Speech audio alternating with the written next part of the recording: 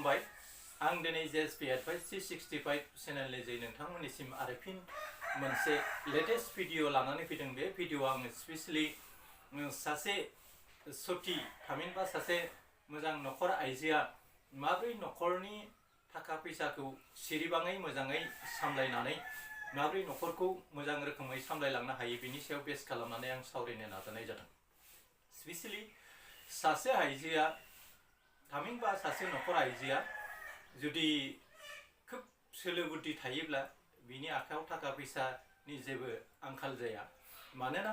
आइजोफ्रा खोब गोरलैयैनो थाखा फैसाखौ हौवाफोरनिख्रुइ साबसिनै आरजिनो हायो आरो बिथांमोननि जि थाखा आरजिनायनि लामाफ्रा जोबोदै गोरलै आरो बिसोर गोरलै रोखोमैनो थाखा फैसाखौ आरजिनानै मोनसे नखरखौ खोब मोजाङै सामलायलांनायाव हौवाफोरखौ मदद खालामलांनो हायो। आरो खायसे नखराव हौवाफ्रा ओरैबायदि बेबिसार थामहिनबा नखराव थाव नांगौना संख्रि नांगौना माइरं गैयाना फैसा थाखायानो गैया, गथ'आ गस्ला गानदोंना गानाखै, स्कुल फिस होगोना होआखै, बेफोरखौ खायसे हौवाफ्रा उदां फैलाव अख्राङाव बिरबायनाय दाउफोर बायदि बिरथिंनानै सोरबा तास जौ जुवा आरो लोगो दिगोफोरजों बायदि बायदिफ्राव बेरायलानानै ओरैनो जानाय आरो उन्दुनाय टाइमल' नखराव फैनाय बा नखर लानायखौ जों नुनो मोनो। नाथाय सासे आइजोआ न'आव थानानै गथ'नि गांनाय उखैनाय आरो बिनि फरायनायाव नांनाय थाखा फैसा, मेथाइ जानाय बायदिसिना स्कुलाव दोनहैनायाव नांनाय फैसा, गारि घरा एबा भारानि बेफोर गासै सोरगिदिं बिथिंखौ नायनानै सासे आइजोआ गावनि नखरखौ सामलायलांनो गोनां जायो। मालाबा गाव उखैजानानै गावनि गथ' गथायखौ सासे आइजोआ मोजां नोगोरारि दानो थाखाय हाजासे नाजानायखौ जों नुनो मोनो। दा सासे आइजोआ माबोरै गोरलैयैनो रां खामायनो हायो बिनि सायावनो आङो बेस खालामनानै दिनैनि बे कन्टेन्टखौ सावरायनो नाजानाय जादों। मिजिंथियो जोंनि नखर दाग्रा आइजोफ्रा बे भिडिअनि गेजेरजों गोबां खोथाखौ सोलोंना लानो हागोन होननानै आं मिजिंथियो। हमना ला सासे आइजोनि जिउ खौरांखौनो लाबाय। सासे आइजोआ बेहा नखराव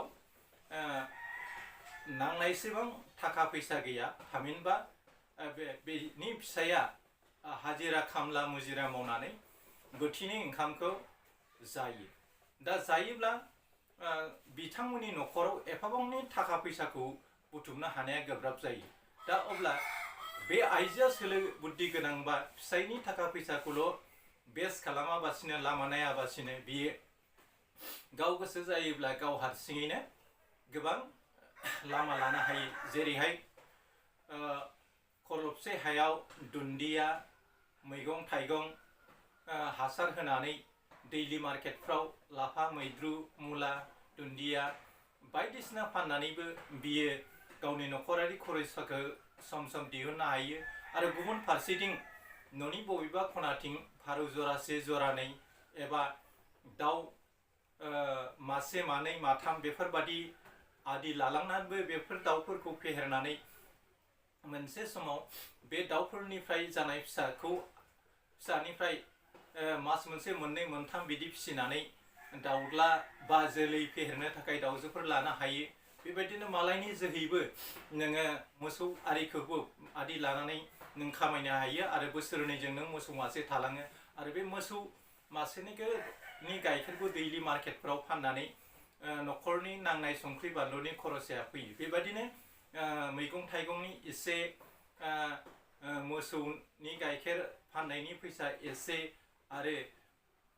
गावनि दाउ फाननायनि एसे, फारौ जरा फाननायनि एसे, बेफोरबायदि जोङो खायसे नखर आइजोआ मा खालामो गावनि नांनाय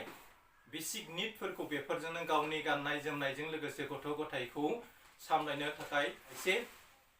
खायसे फैसाफोरखौ बुथुमनानै दोनो आरो बेफोर बुथुमनानै दोननाय फैसाया मोनसे बुब्लियाव बेखौ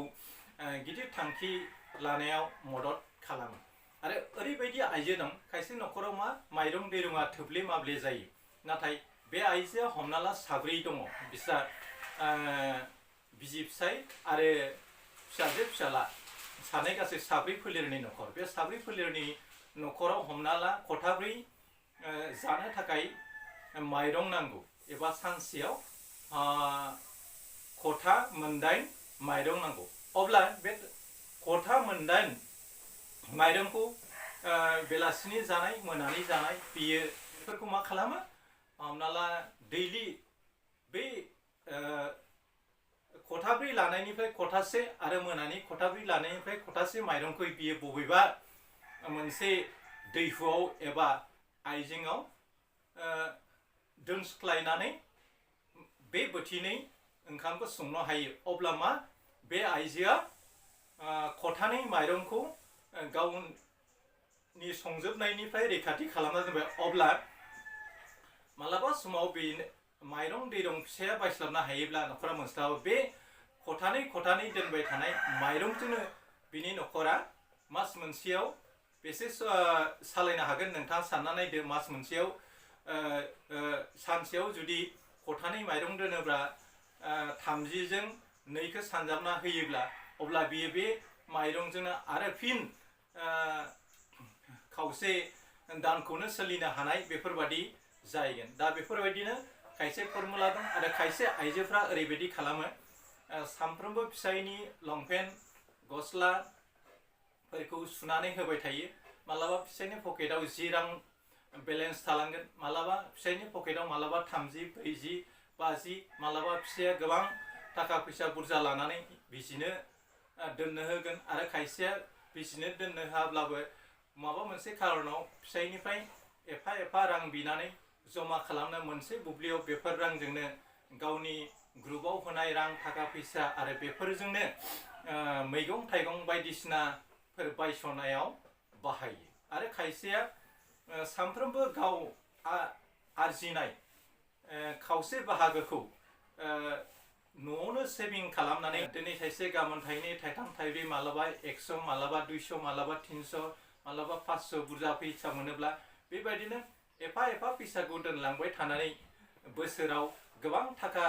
जथायनाय आइजोबो जों समाजाव नुनो मोनो दा बेबायदिनो आरो ओरैबायदि आइजोबो दङ फिसाया बेनो थाखा फैसा धोन दौलत होआब्लाबो उदां फोथाराव बिरथिंनाय दाउफोर बायदि फिसाया जौ जुवा गेलेनानै मालाबा ओरैबायदि न'खरखौ दुमदाखाल खालामो ना बियो मालाबा गथ'नो थाखाय गाननाय जिखौनो होयो ना मालाबा बियो बिसिनो दख'ना गांसेखौनो होयो ब्लाउस गांसे होयो बेफोरखौ डन्ट केयार खालामनानै खायसे आइजोआ मा गावनो हौवाफोर बायदि फुं बुब्लियाव गथ' गथायखौ स्कुलफोराव ओंखाम बायदिसिना जाहोखांनानै स्कुलाव दोनना फैनानै फुं समनि गेजेरावनो बियो मा बबेबा मोनसे मार्केटनिफ्राय मैगं थाइगं आलु फान्थाव बायदिसिनाफोरखौ बायसनानै हौवाफोर बायदिनो खोमसि हरनि गेजेरावनो साइकेल पेडाल गानानै बेफोरबायदि बिजनेस मावनानै लाख थाखा आरजिनानै गारि घोड़ा लानानै मोजां न'खर दानायखौबो जों नुदों नाथाय बे आइजोआ ओरैबायदि खस्थ' दुखु दाहा सहायनानै सानफ्रोमबो गावनि ओनसोलाव थानाय दैलि मार्केटाव दखान होनानै हायाव बस्ता बनानै दखान खालामो त्रिपाल बनानै दखान खालामो नाथाय मोनाबिलि समाव जों मालाबा नोजोर बोनानै नायोब्ला नुनो मोनो बिसिनि खामायनाय फैसाखौ मोननो थाखाय फिसाया दाउब'फोरा जेरैहाय दैमाफ्राव नाखौ जमनाय बायदि जौ लोंनो सिगारेट सोबनो बबेबा बाइकआव थाव सोनो बे बिजिनिफ्राय दुनथ्रायनायखौ जों नुनो मोनो बियो खोब गाज्रि हुदा गाव इनकाम खालामाबासिनो बिजिनि सायाव बेस खालामनानैल' खायसे हौवाफ्रा रायजो जानायखौ जों नुनो मोनो आरो ओरैबायदि थाखोनि खायसे आइजो दङ हाबा जानायनि उनाव गाव माबोरै थाखा फैसाखौ आरजिनांगौ हाबा जानायनि उनाव गावहा खालि संनाय खावनाय बायदिसिनाखौल' खायसे आइजोआ गावनि मावनो गोनां हाबा होननानै सानो स्कुल कलेजाव गथ'खौ दोनहैखांनायनि उनाव गावखौनो जेबो मावनांगौ खामानि गैला बिदि सानो आरो गासैबो थाखा फैसा गाननाय जोमनाय बायदिसिना एक्सपेन्डिचारफोरखौ फिसायनोल' फोरनो होयो खरसा खालामग्राफ्रा बेफोरबायदि फिसायनो मा नांगौ बेफोरखौ खालि रिपर्टल' होनायखौ जों नुनो मोनो नाथाय गाव फिसायजों लोगोसे गावबोदि खायसे खामानिखौ मावफानानै सङै दावगालांनो हायो आरो फिसायनि एसे बिसिनि एसे बे खामायनाय रांजोंनो मोनसे न'खरा जौगालांनायनि जांख्लायाव गाखोनो हायो बेखौ सानाबासिनो खायसे आइजोआ खालि फिसायनि सायावल' बेस खालामनानै गावनि न'खरनि ओंखाम ओंख्रि संनाय न'खर सामलायनाय दाउ अमा नायनाय गथ' नायनायखौल' खायसेया गावनि मावनांगौ खामानि होननानै सानो नाथाय गोसो जायोब्ला सासे आइजोआ खोब सिनसियारिटि जानो गोनां जायो बेनिखायनो आइजोआ मोजांबा मा होनो न'खर आइजोआ गाज्रिबा हाखर होननानै बुंदों दा बेनिखायनो जों बे आइजोनि महर मुस्रिखौ गोबां रोखोमै नुनो मोनो खायसेखौ जों लोखि महराव नुनो मोनो खायसेखौ दुर्गा महराव नुनो मोनो खायसेखौ काली महराव नुनो मोनो खायसेखौ रोनसोन्द्रि महराव नुनो मोनो दा बेबायदिनो आइजोखौ आनान गसाइया मालाबा दुर्गाजों रुजुदों मालाबा सरस्वतीजों मालाबा लोखिजों बायदि बायदि महर मुस्रियाव बेनिखायनो आइजोफोरखौ रुजुनायखौ जों नुनो मोन्दों दा आइजोफ्रा माबोरै गावनाव थाखा फैसा गैयाब्लाबो फिसायनि पकेटनिफ्राय दिनै 10 थाखा 20 थाखा 100 थाखा 200 थाखा बेबायदि मालाबा फिसाय गैयि समफ्राव थामहिनबा फिसाया गासिबो थाखा गाव पकेटाव बेसे लादों बेखौ फ्राय हौवाफ्रानो सानफ्रोमबो काउन्टिं खालामा दा बेफोरबायदिनो थाखा फैसाखौ सेक्रेटलि किपटेड खालामनानै मालाबा खैदां खैफोद समाव बेफोर थाखायानो न'खराव हेफाजाब खालामो दा बेफोरबायदि फर्मुलाफोरखौ जोंनि माखासे थाखोनि आइजोफ्रा खालामो आरो माखासे थाखोनि आइजोफ्रा बेफोर फर्मुलाखौ खालामनायखौ जों नुनो मोना दा बेनिखायनो सासे आइजोआ खोब गोरलै इजि मेथडजों रां खामायनो हायो बेनिखायनो साफ्रोमबो आइजोआ न'खरावनो सेभिं खालामनाय सिस्टेमखौ बा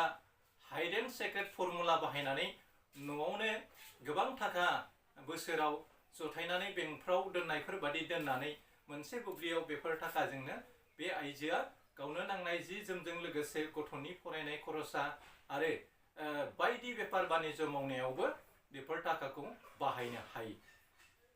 मानोना बोसोराव गोबां बेबायदिनो दिनै एसे गाबोन एसे दोननाय राङानो खोब बुरजा जायो जों मिथिगौ थरथिंसे हानाय अखायानो लैथो लैथोमा दैबाना सोरजिनो हायो आरो नोंथाङा दिनै थाइसे गाबोन थाइनै समफोर थाइसे मालाबा 50 मालाबा 20 बेफोरबायदि दोननाय थाखायानो नोंनि जिउआव मालाबा 20,000निफ्राय 65 लाख थाखा आरजिनायनि लामाखौबो होनो हायो बेनिखायनो साफ्रोमबो आइजोआ हाइड एन्ड फर्मुला लानानै बेफोर खामानिफोरखौ मावलाङोब्ला आं सानो माखासे आइजोफ्रा न'खराव रांखान्थि बिथिङाव प्रब्लेम फेस जानायफ्रा गैया जालांगोन होननानै आं सानो आं भिडिअखौ बांद्राय गोलाव खालामनो सानला जाहाथे बेफोरबायदि फर्मुलाखौ जोंनि न'खर आइजोफ्रा लानानै गाव गावनि न'खरखौ थाबा न'खरनि निदान सुंनायखौ समाधान खालामना लानो हागोन बेखौ मिजिंथिबाय जोबथा बुब्लियाव फिन